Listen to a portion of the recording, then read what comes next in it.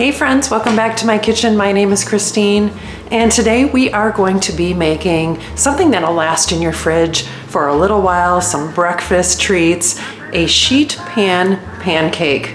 So I just thought I'd show you all the little different steps and to have breakfast for the week. So come on with. Okay, so the first thing that we're gonna do is we're gonna do the wet ingredients, and I'm just adding, and we're going to mix this up. So 1 cup of milk, and I'm using whole milk in general. You can use almond milk, etc. And then I'm adding the 5 eggs. I know it seems like a lot of eggs these days, but you're making this for a really large portion. We're going to add 2 teaspoons-ish of vanilla. And then we're going to add our 6 tablespoons that is melted and fairly cooled of butter. And I just cut it out of my stick. That always seems to kind of work the best. And I just gave it a couple of very low zaps. And then I like to pull it out and kind of swirl it around to kind of let itself melt. And we're just going to give this a quick blend with my mixer.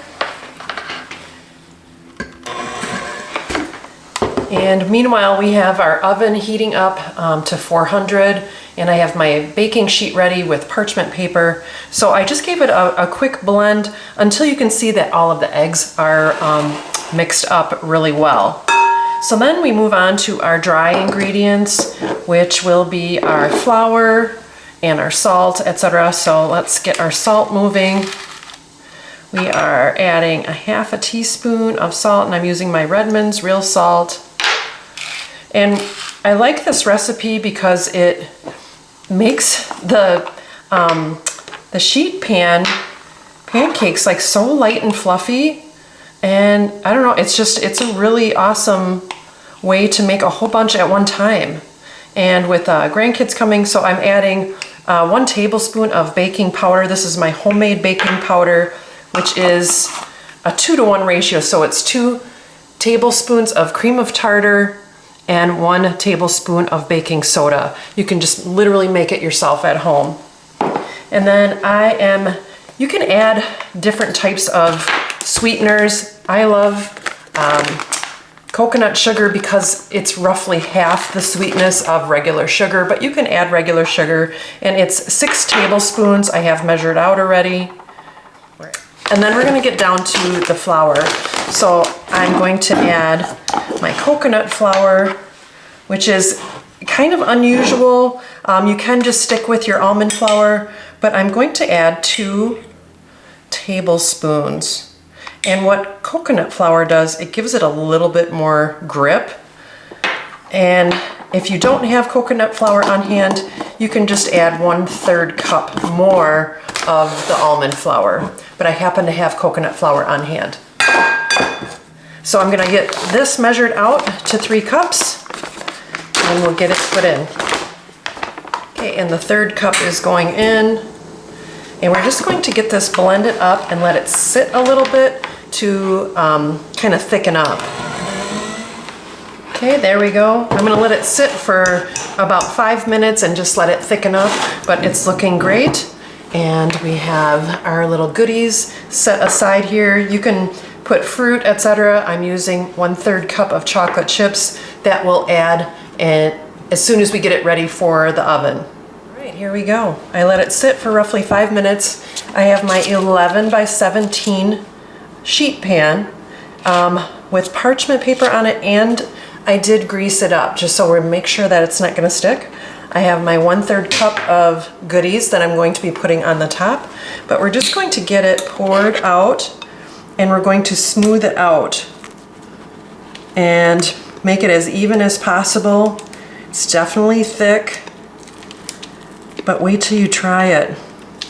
Tried this with my granddaughters and they loved it, and we are having company, so this will be a great quick go-to breakfast in the morning, or even like a snack later. It's not too unhealthy for you using these specific ingredients, the almond flour, and milk, etc. So let's get this spread out. All right, I think it's looking pretty good.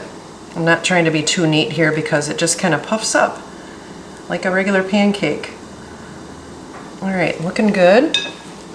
So let's get these put on. Okay, there we go, looking good. All right, let's get it in the oven. Okay, here we go. We're putting it on the center rack in a 400-degree oven for roughly 12 to 15 minutes. So I'm gonna check it at 12 and see what it's looking like. So we'll see you in a little bit. Okay, the first timer just went off. And we're just going to give it a check. Ooh, it's looking really good. But I think I'm gonna continue to go the full time because you do want the edges to be a little bit brown. I'm just gonna give it a flip. It's looking great. So we're gonna go the other 5 minutes yet. Okay, my guy is here to trim our bushes, so don't mind the background, but we are pretty much done. They're looking really good. It's got just that little bit of brown around the edge, and we're just going to let them cool and get this oven off, and then we'll give them a test taste. Okay, so it's definitely cooled, and you can see the edges are a little bit brown. And so I'm just gonna cut out kind of like brownie size-ish, and we'll give it a test taste. Should come out really nice and easy. I'll do this little corner. Yeah, it looks so good. There we go. All right, well, let me get my plate and we'll get it test tasted. Okay, so here's what it looks like up close. There we go. So it looks like a pancake. And then this way you have quite a few done. Oops, I got chocolate on my fingers. Let me give it a test taste. And it stays together so nicely. Let's see, there we go. And it's just that puffy consistency of a pancake. And you can cut them in, you know, as big of pieces as you want, but you'll get so many different portions out of it. You can store them in the fridge and reheat them quick in like a cast iron, you know, in a skillet. And you can throw them in the toaster oven. I think that's what we did. We threw them in the toaster oven just to quick give them a little bit of a zap instead of the microwave. I feel like the microwave kind of mushes them a little bit because of the ingredients. So let me know what you think down in the comments. Oops, I just kicked my my stand. But yeah, let me know what you think down in the comments. This is a great like night before breakfast. So you can have this cooked up the night before, and then when everybody gets up in the morning, just have the pancakes. You can put your syrup. I got out some blueberries. You can always have blueberries, plain old, you know, butter and syrup, peanut butter, etc. And then I've, of course, mine has a little bit of the dark chocolate chips in it.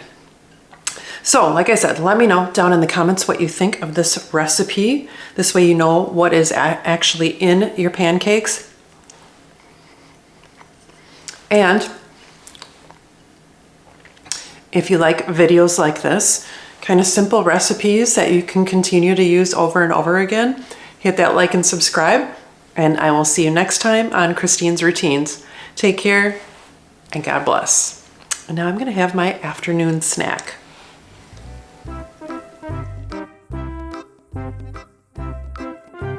Hey friends, welcome back to my kitchen. Oh, I forgot my microphone.